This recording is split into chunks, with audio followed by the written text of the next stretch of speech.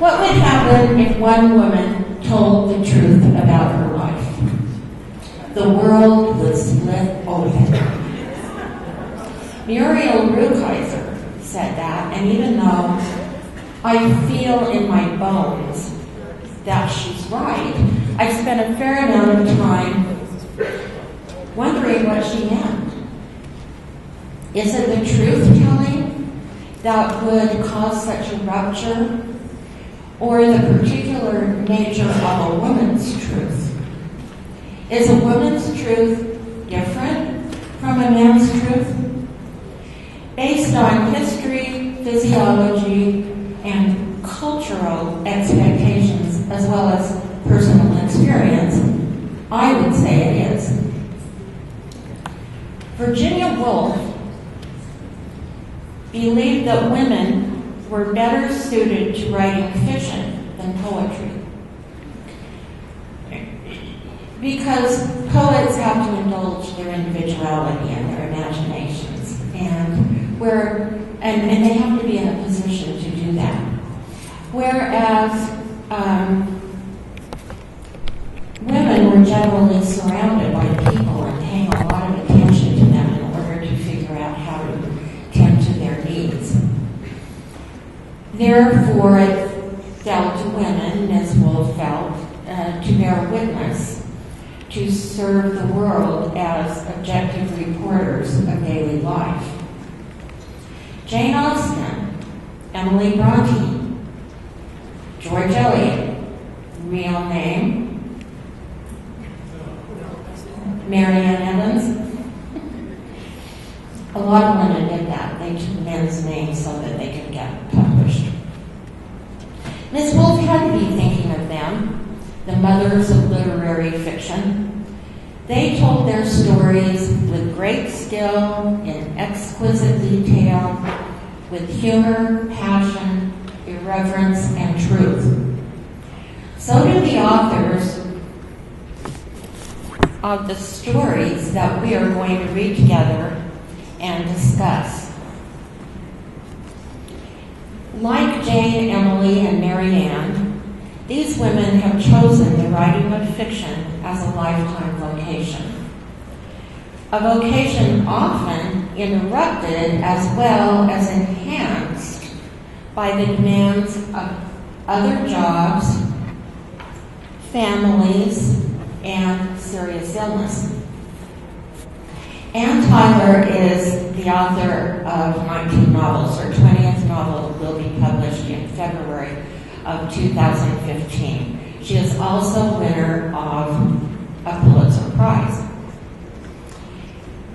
And in the writer on her work, she tells a funny story.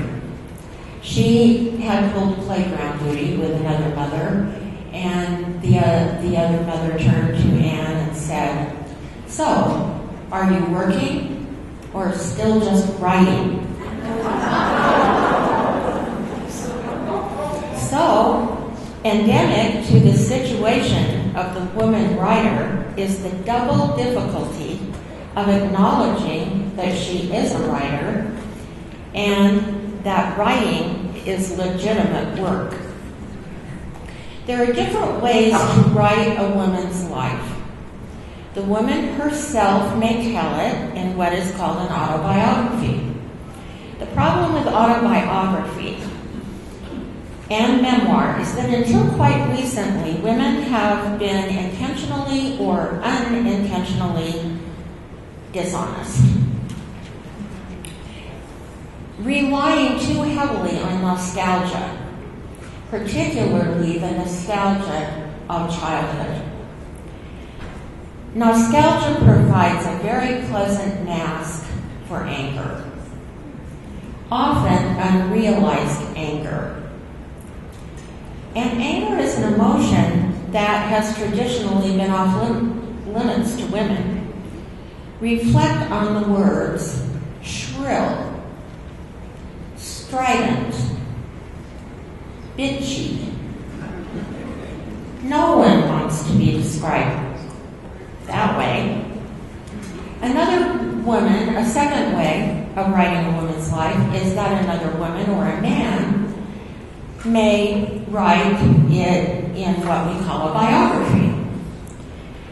If we consider James Clifford's biography as an art, we discover there are but 6 essays out of more than 40 that are by women biographers, and that these women wrote about men, or about royal women, or women celebrated in the lives of famous men.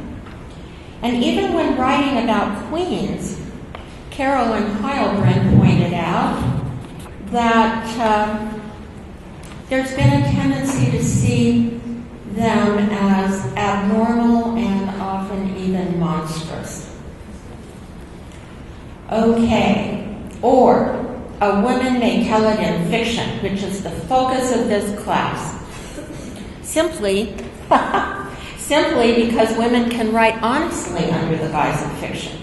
And as Julia Alvarez states in the epilogue to In the Time of the Butterflies, and she says some events can only finally be understood by fiction and only finally redeemed by the imagination.